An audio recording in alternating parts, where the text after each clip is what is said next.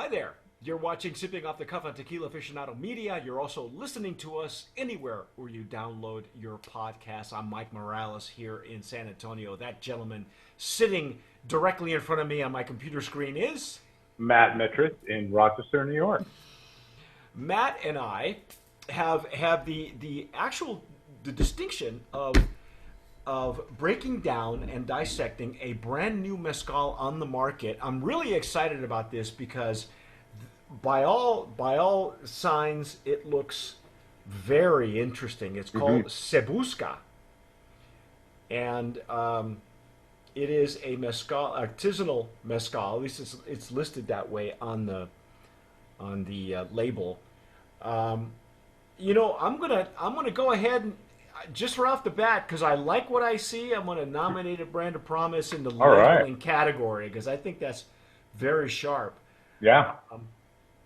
Let me just give some shout outs to the people that made this happen. We found these folks on Instagram, which is where everybody's hanging out, all these new brands. This is Jack Curto, who is an account executive at MWWPR, Matter More PR is what it's called. They sent us a nice little. They sent me a nice little note. They called me Matt. I got a nice little note, and I was also Matt. So. Yeah. Oh, really? Yeah. Okay. Well, I didn't get yours. You didn't They just like me more. I was gonna say, maybe, you and I, we could be twins. Yeah. It says, thank you for your interest in Se Busca Mezcal. We hope you enjoy the joven, reposado and añejo expressions of this premium what? Spirit. Okay. Please let us know your thoughts and feel free to reach out to us anytime. Thanks, Jack. Thank you, John. Or Jack. Now, here's the interesting thing. I did not know this until I looked at the box. This is coming from Stoli Group. Now, Yeah. their brand Stoli is fairly new into the market. They broke in with Cenote in a big way, big fanfare. But I up until I found these folks on Instagram, I didn't know anything about these guys. Yeah. And they Stoli bought Ka last year, didn't they? After Yes. all of that got settled. Yeah, well, it's still, from my understanding, is that court case just ended.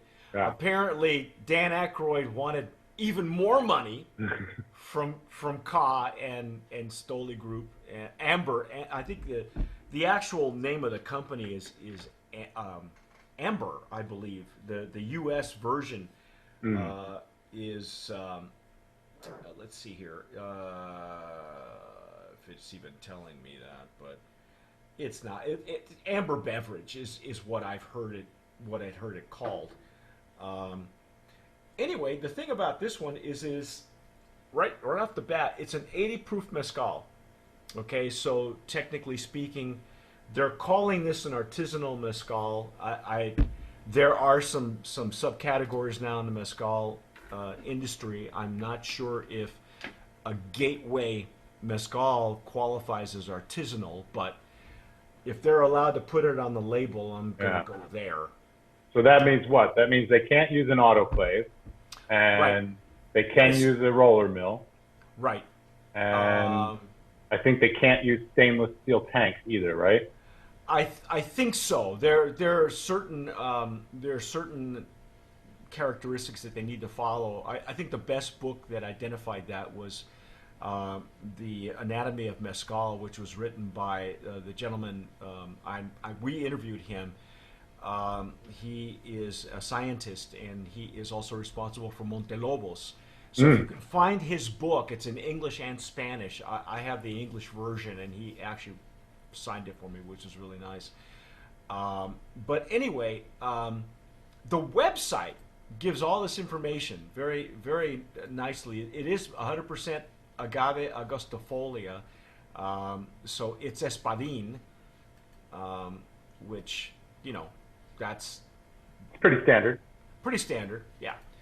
And and it's an 80 proof, 40 ABV. So I'm hoping that there's that has, it still maintains a lot of the characteristics.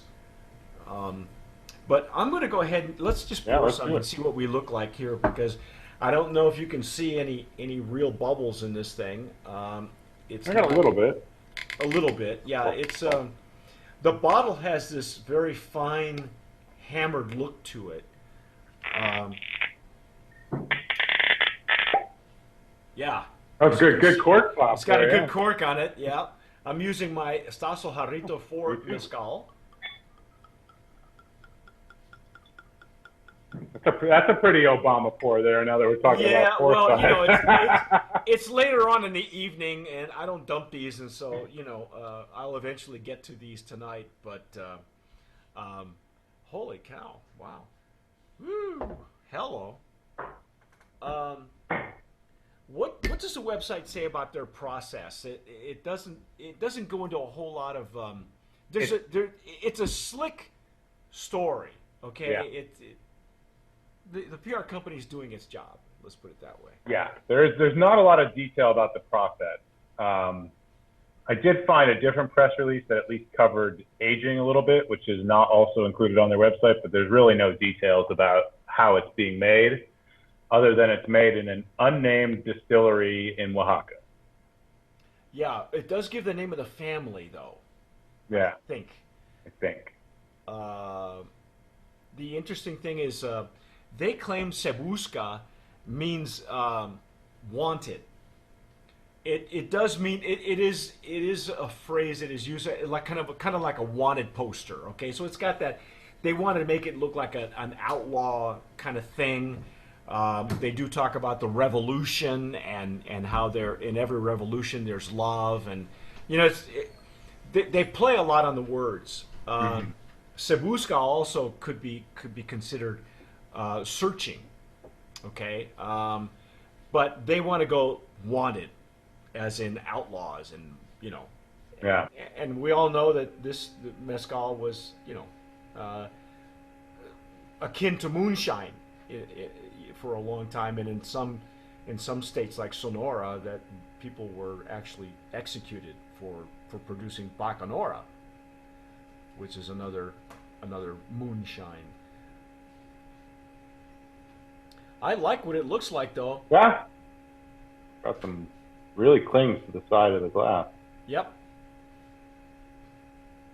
Now, again, 80 proof. It's not a high proof, so I would consider this a good gateway mezcal just by that. But let's see what it smells like. Oh, hey. Different. Yeah.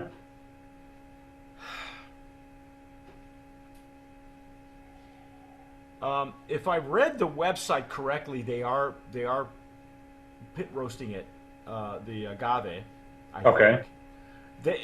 It's the story. Oh God, I hesitate to go back in here, but the distillery Rodolfo and Mary Lopez Sosa handcrafted this mezcal to embody the rebel spirit of the women of the Mexican Revolution, earning it the title Sebusca. Okay. So it is produced in San Juan del Rio, Oaxaca. So Yep. if you're looking to what region, what part of Oaxaca it's being made in, that's what's good. It's giving you that as well.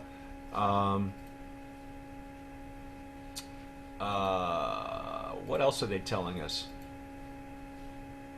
They really push the gunpowder aspect on all three of the bottles. Say balanced aroma of rich agave and gunpowder.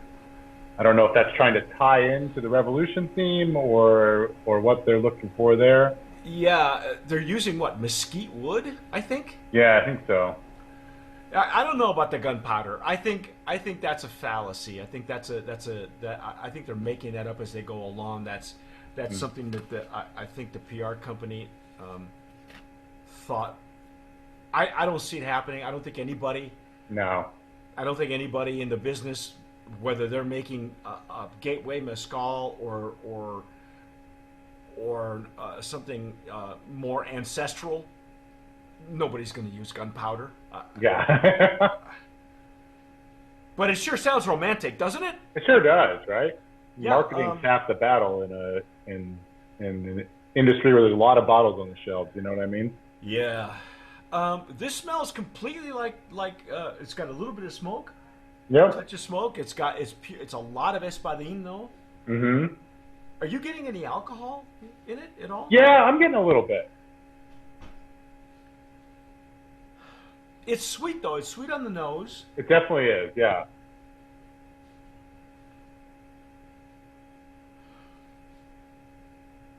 Beautiful legs and tears. Very nice. Now that it's opened up a little bit and Yeah, absolutely. we've had a chance to stir it up a little bit. Um, it's very pleasant to the nose. The smoke is not very prevalent. It's more down at the bottom, I think. Yeah, it's not overwhelming. You can get a lot. Some espadines, Hovens, you get into them and they really just punch you in the face with that smoke, and Yeah. that's not happening here. No, it's very approachable. Mm-hmm. So the nose is really approachable, but I think we need to try some. So here Yeah. we go.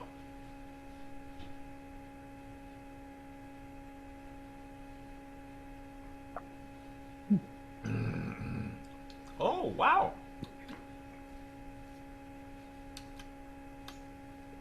Wow, You that's get that mesquite flavor right up front. Yeah. But it's wood, it's not smoking wood. Right. It's literally like like a mesquite. I don't know if you barbecue or you've been to somebody who barbecues using mesquite, Yeah. briquettes or something like that. It's got that. It's reminiscent of that type of wood. Hmm. Wow, it's sweet. It's got that espadín sweetness. Not much of a finish though. No, it's pretty short. But yeah, I really like that combination of the sweetness and the. It's a very like summer in my mouth almost, right? Because it brings you to a barbecue right away. Yeah, yeah.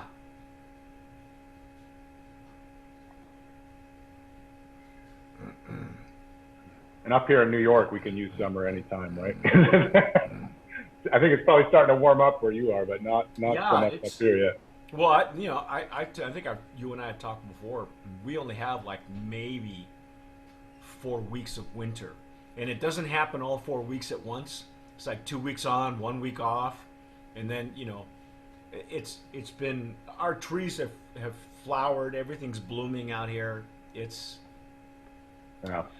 okay. Now on the sides of the palate, on the rear, I'm getting a little bit of the. I don't want to know if I want to call it bitterness, but I don't know if it's mesquite bitterness or the smokiness. Just a hint of smoke. That's what I attributed it to. Because it's not a traditional bitter. It is sort of a little residual smokiness. Yeah, and maybe the mesquite does that because it's not. The more I have of this, the more it starts to cling to the palate. It doesn't coat the palate, Mhm. but it clings to it because I can taste residual now, and I don't have a sip in my mouth. Yeah. So compared to other mezcals you've had and some of the higher proof mezcals, what do you think? I think it's pretty decent, and its price point I think was, I had it up here. It's $40 for the Hogan, which is Really? Yeah. Is that in Old Town? Because when I searched, I found but all the varietals are different. Yeah. It's kind of like all across the board. So it goes from 40 to as high as 50 some odd bucks for the añejo. Yeah. Somewhere along that line. That was not at Old Town. This is just their suggested pricing from their press release.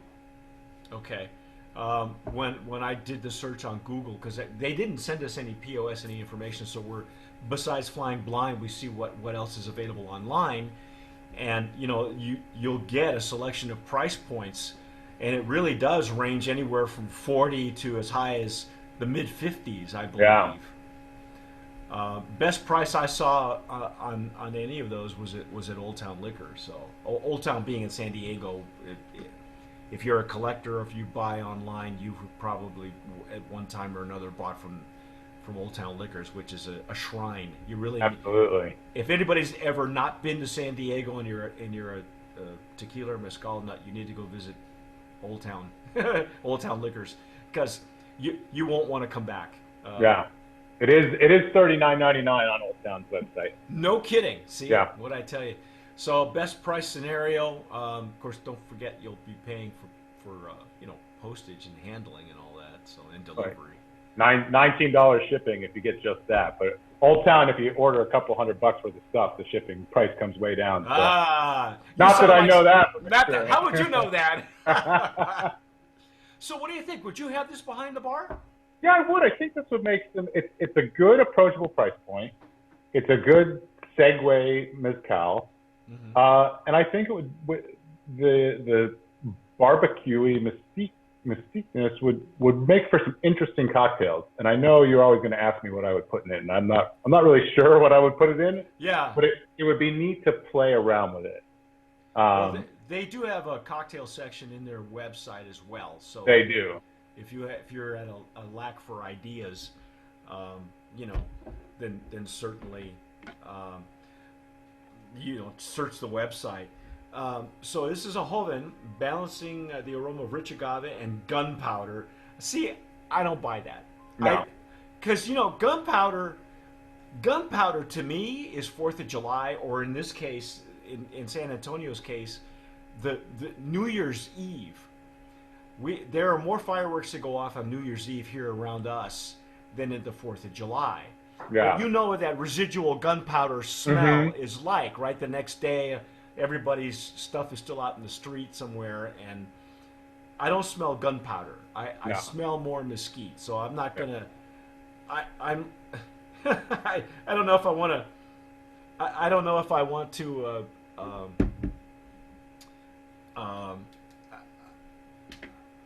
I don't know if I want to push the idea that there's real gunpowder. Yeah, I know, right? Yeah, because to me that's false. That's just. I think they better watch out for that kind of advertising, because, I think even as a since it has to be bottled and made in Oaxaca, because it does have a denomination of origin, it is actual mezcal. I would think that the Comercam would object to making that claim that they're using gunpowder, because that probably is not the case. Right. Yeah. So anyway, I think we both agree. Brand of Promise nominee for absolutely. the whole. I'll give it the thumbs up. I didn't make my own sign. You need your own sign. The Matt Netris thumbs up sign. Actually, you need that picture. On a popsicle stick. On a popsicle stick. Yeah. I'll work on that between now and the next one. Okay. All right. Well, that's our take on Busca Mezcal. This is the Joven. It is Espadín, made in San Juan del Rio. But stick with us, because we will be going through the entire line of Busca. I'm Mike Morales here in San Antonio, Texas. That gentleman out there, Matt Netris in Rochester, New York. You have been watching and sipping and listening to Sipping Off the Cuff on Tequila Aficionado Media on all of our networks. Yes, see that red, right where that red button is, press it with Matt's finger or his thumb and subscribe. Anywhere where you download podcasts, please do that as well. But whatever you do, tomar sabiamente. Sip wisely.